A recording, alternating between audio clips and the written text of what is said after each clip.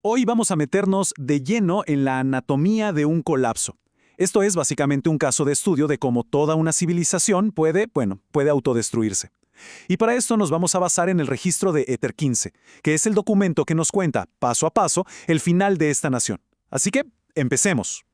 Miren, para que nos hagamos una idea de la magnitud, el texto arranca con esta frase que lo deja clarísimo. Esto no es una metáfora, no es una exageración, no estamos hablando de una simple derrota en batalla o una crisis política de las que uno se recupera, no, lo que se describe acá es la aniquilación total y literal de un pueblo. Y lo más terrible es que se lo hicieron a sí mismos. Y bueno, ¿cómo empieza todo esto? Como muchas grandes tragedias, empieza con una advertencia. Una profecía que está ahí flotando sobre la cabeza del líder de la nación, un tipo llamado Coriantumr. Y aquí está la clave de todo. Es el hecho de que ignoraran esta advertencia lo que pone en marcha toda la maquinaria de la destrucción. A ver, pensemos en el dilema de Coriantumr, porque es increíble. El tipo se acuerda perfectamente de la profecía, de las palabras del profeta Éter. Es más, está viendo con sus propios ojos cómo todo se está cumpliendo, punto por punto. Y aún así, se niega a arrepentirse. Es como si su orgullo fuera un muro, uno tan alto y tan grueso que ni siquiera la idea de que toda su gente va a desaparecer es capaz de tirarlo abajo. Y sí, aquí llegamos al corazón del asunto, el orgullo. Porque en esta historia, el orgullo es mucho más que un simple defecto. Se transforma, se convierte en una fuerza destructiva, una que es capaz de pasar por encima de la razón, de la ley, incluso de la revelación. Es básicamente el ingrediente clave que empuja a toda una nación al precipicio. Ok, entonces, ¿cómo se materializa todo esto? Vamos a ver por qué la historia llega a un punto de no retorno, un momento crítico en el que aparece una única oportunidad para la paz. Una salida, la verdad, bastante lógica para evitar el desastre. Pero esta oportunidad no solo la dejan pasar, la rechazan. Y de la peor manera posible. Es que el contraste entre las dos posturas es brutal. Por un lado, Coriantumr, por primera vez, hace una oferta súper racional. Mira, quédate con el reino, pero paremos esta locura, salvemos a la gente. Pero la respuesta de su enemigo, Shis, es puro instinto, es irracional. A él no le importa el poder, no quiere gobernar. Lo único que quiere es venganza. Lo único que le importa es la cabeza de Coriantumr. Y claro, la consecuencia de esto es tremenda. La guerra, de repente, pierde todo sentido político o estratégico. Ya no es una lucha por el poder, ni por tierras, ni por ideales. Nada. Se convierte en otra cosa.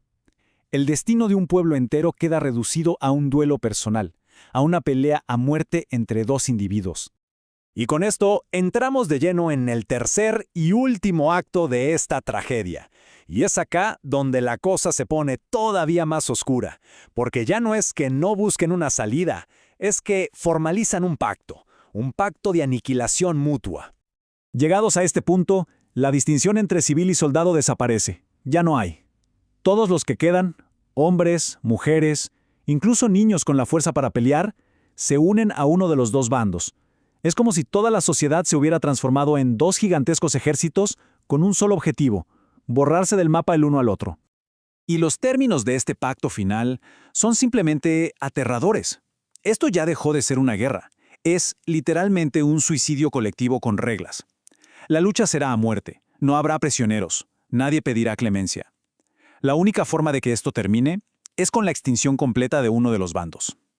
Y ojo que esto no fue algo de un día para otro. Fue una cuenta regresiva larguísima. 4 años de una carnicería sin pausa. Imaginen eso, año tras año. La guerra devorando ciudades, devorando vidas, todo alimentado por una sed de venganza que no se acababa nunca.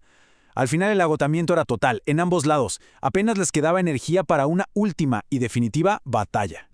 Para que entendamos la escala de esta masacre, pensemos en esto por un segundo. Estamos hablando de ejércitos que eran de miles, quizás cientos de miles de personas. Y poco a poco, batalla tras batalla, se fueron desvaneciendo, hasta quedar reducidos a un simple puñado de sobrevivientes. Y justo antes del gran final, las cifras son casi ridículas de lo trágicas que son. Después de una de las últimas batallas de toda una nación, del ejército de Coriantumr quedaban 32 personas, y del de Shis, 27. Una nación entera reducida a menos de 60 personas.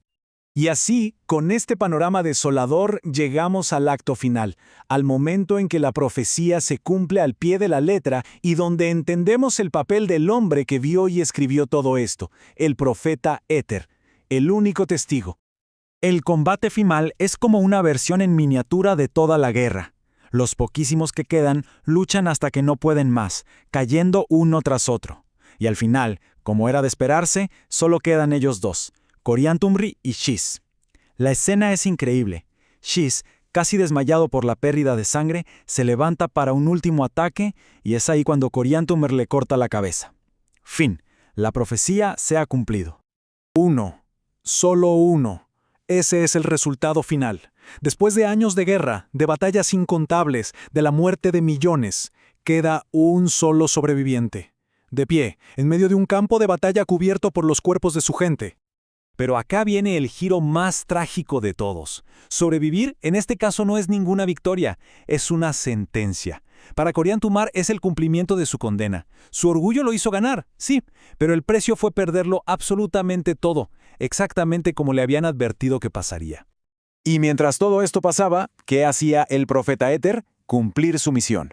Él fue testigo de todo, vio la destrucción total. Y cuando todo terminó, finalizó su registro, lo escondió bien para que alguien en el futuro lo encontrara y desapareció de la historia. Su trabajo no era evitarlo, sino dejar constancia, dejar la advertencia. Y ese, me parece, es el punto clave de todo. Este registro no es un simple libro de historia sobre un pueblo antiguo y lejano. El texto mismo nos deja claro que se escribió y se preservó por una razón, con un propósito muy, muy específico: ser una advertencia. Y claro, esto nos lleva a una pregunta final, ¿no? Si esta historia de orgullo, de venganza, sobrevivió tanto tiempo para ser una advertencia, la pregunta que queda flotando es: ¿cuáles son las advertencias que resuenan en nuestro mundo, hoy? ¿Les estamos prestando atención?